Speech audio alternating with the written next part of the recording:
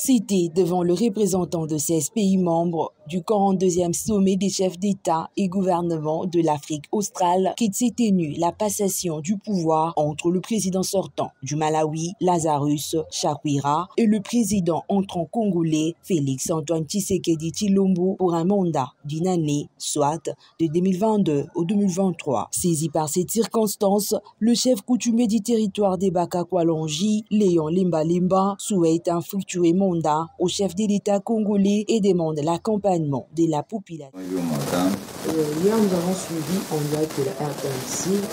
Vous avez participé à la passation du pouvoir du président de notre pays, Félix-Antoine Tshisekedi, qui a eu le pouvoir pour diriger à la tête de la SADC. Quel serait votre mot à cette circonstance? Merci maman. Ce que moi je peux dire en tant que parent, c'est lui souhaiter d'abord bonne chance, que les dieux de nos ancêtres puissent l'accompagner, lui donner beaucoup de sagesse et au peuple congolais de se poser la question. Tout ce que nous avons comme pouvoir, pourquoi on n'avance pas? Si on n'avance pas, ce n'est pas les voisins, c'est nous-mêmes d'abord. Parce que le peuple congolais croit qu'on peut développer ce pays avec la prière. Non, la prière vient en appui. Parce que même la Bible vous recommande d'aller travailler. Que celui qui ne travaille pas ne mange pas non plus. C'est la Bible. Alors aujourd'hui, le chef de l'État, à la tête de la SADC, il a besoin de notre appui. Nous devons lui servir comme un soubassement. Parce que le pouvoir, il ne va pas faire des miracles. Même Mobutu l'avait dit à l'époque que seul, je n'en peux rien, mais avec l'appui du peuple, je peux tout. Donc le président de la République a besoin de nous pour qu'il puisse amener au bon port la mission qu'on vient de lui confier.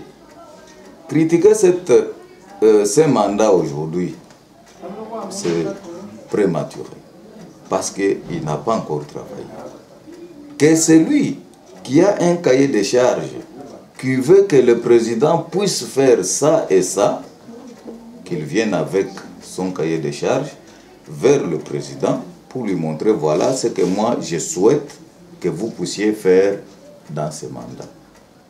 Mais sinon, si vous faites un pas en arrière, vous allez trouver que le président de la République a beaucoup souffert. Quand il a pris le mandat, ce mandat, même dans la Constitution, on n'avait pas prévu les délais de Covid-19.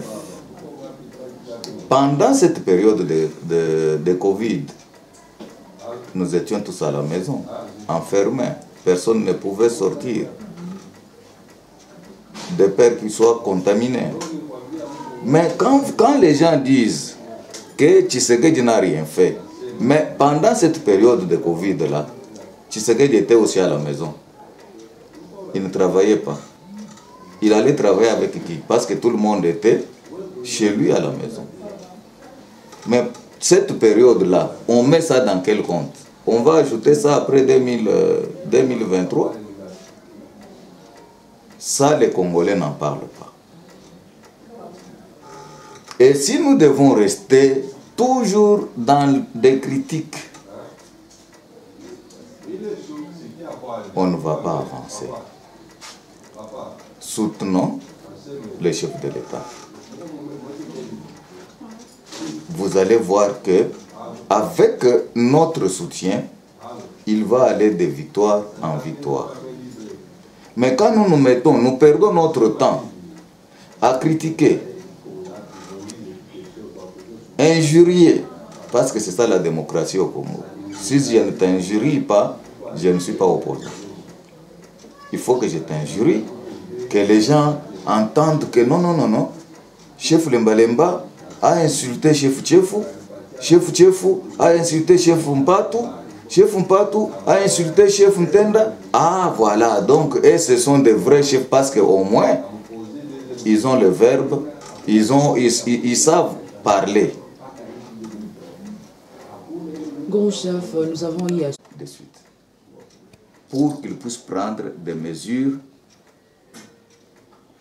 contraignantes pour chasser l'ennemi. Voilà les critiques que nous pouvons faire. Monsieur le Président, on ne mange pas bien. Oui, c'est lui notre papa.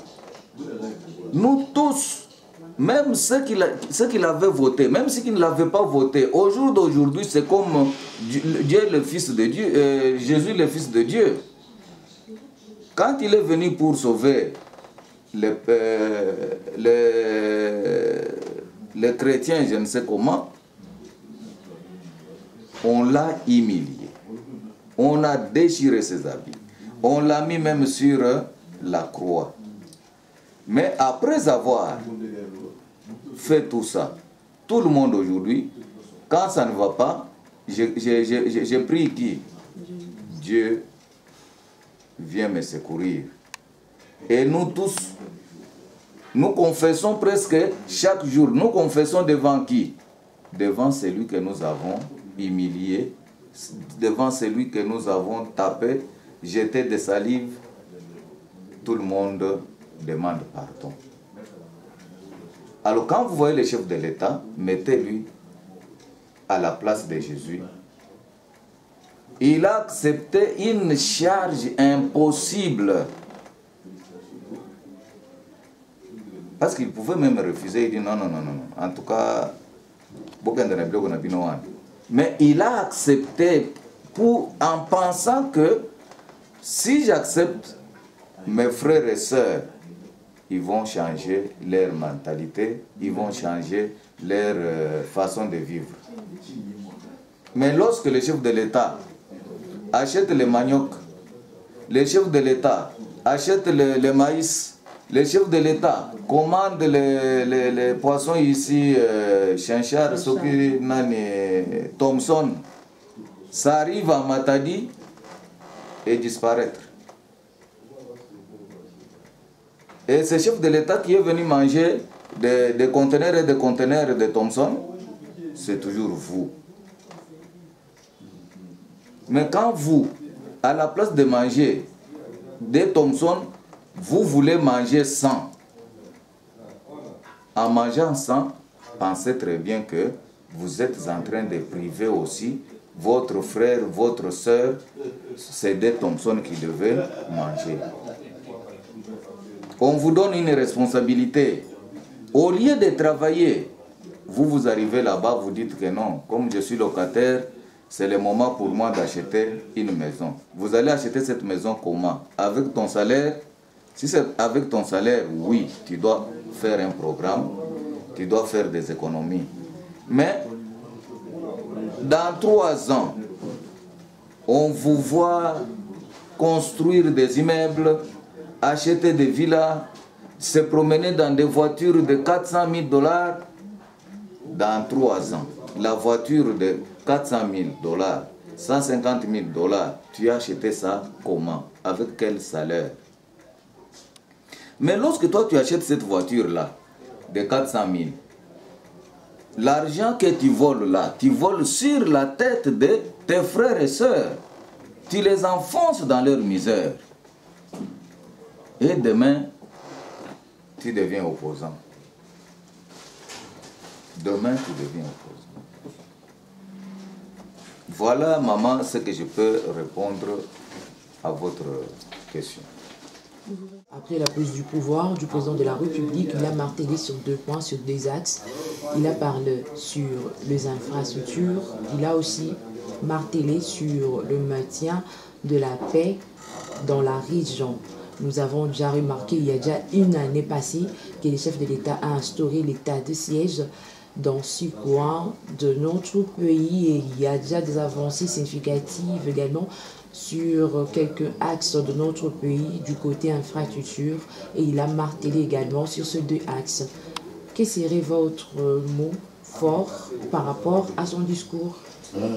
Maman, vous avez suivi vous-même, ensemble avec moi. Vous avez suivi. Si ça ne dépendait que du président de la République, la guerre n'allait pas exister.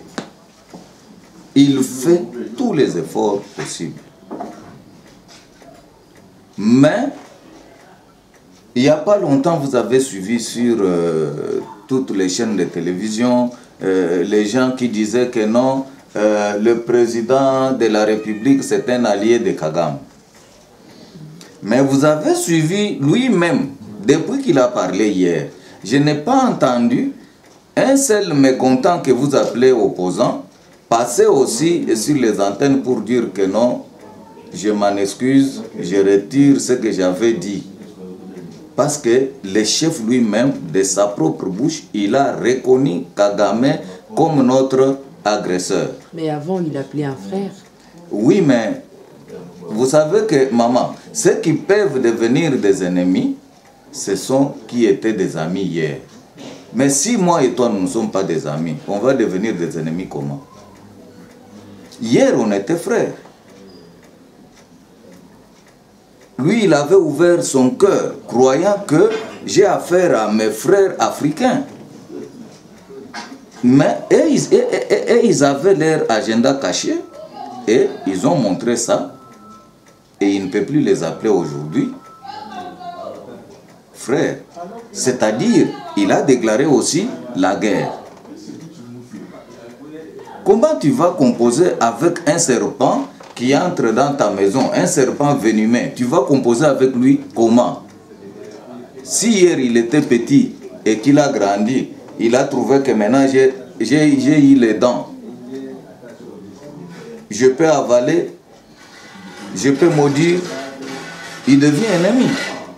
Donc le président ne peut plus, à l'heure qu'il est, composer avec quelqu'un qui tue ses frères et sœurs. Parce qu'on ne peut pas être chef sans une population. Tu es président, tu présides sur qui? Tu es chef coutumier. Tu diriges qui dans votre groupement? On ne peut pas être chef de soi-même. Parce que tu ne t'appelleras jamais toi-même chef. Il faut que les autres, tes sujets-là, t'appellent chef. Et vous êtes, tel que vous voyez le président de la République là, nous l'envions. Mais nous qui avons ne fût-ce qu'un petit pouvoir aussi quelque part, un petit pouvoir qui est dans son pouvoir à lui, nous trouvons que nous sommes des esclaves de nos sujets. Parce que si j'apprends que non, chez moi au village, il y a un ça ne va pas. Moi aussi à partir d'ici, je ne serai pas tranquille. Je suis obligé de descendre vite, nuitamment, aller poser la question qu'est-ce qui ne va pas, donner des conseils. Parce que nous, un chef coutumier c'est un symbole de la paix. Un chef coutumier ne peut pas toucher au sang humain. Mais mettez-vous d'abord au sommet, là où le chef de l'État est. Il peut avoir combien de problèmes à résoudre par jour. Des fois, il ne dort pas. Grand chef, nous profitons de cette occasion. Le gouvernement n'arrive pas à déclencher la guerre contre le Rwanda. Il traîne depuis longtemps de se prononcer. Il cherche seulement les secours, soit un appui venant de l'extérieur. Également, nous parlons également sur le sujet plutôt de la MONUSCO. Le peuple a revendiqué depuis quelques jours pour mettre fin à cette collaboration avec la MONUSCO qui, depuis des années, il n'arrive pas aussi à lutter pour instaurer la paix dans notre pays. mais ils sont forts pour se propager, ou soit de récupérer le minerai de notre pays. À cet avis, que direz-vous? Les problèmes de la MONUSCO, je crois, ça n'a pas commencé aujourd'hui. Ça n'a pas commencé avec Tshisekedi. Kabila a décrié les comportements de la MONUSCO. Jusqu'à ce qu'il est parti, il n'a pas pu trouver une solution. Et c'est ce que je venais de vous dire, que Tshisekedi a trouvé le pays en guerre. Ce n'est pas dans 5 ans qu'il allait tout changer. Ce n'est pas dans 5 ans. Quand vous êtes ici à Kinshasa, on dit que Tshisekedi ne fait rien. Le gouvernement ne fait rien. Non. Si réellement le gouvernement avait croisé les bras, même 23 serait déjà ici à Kinshasa. Mais parce que le gouvernement a mis une barrière, c'est ainsi que vous voyez M23 bloqué là où il est bloqué. Donc, enlève ça et dites aux gens qui critiquent notre armée que nous avons que cette armée ici.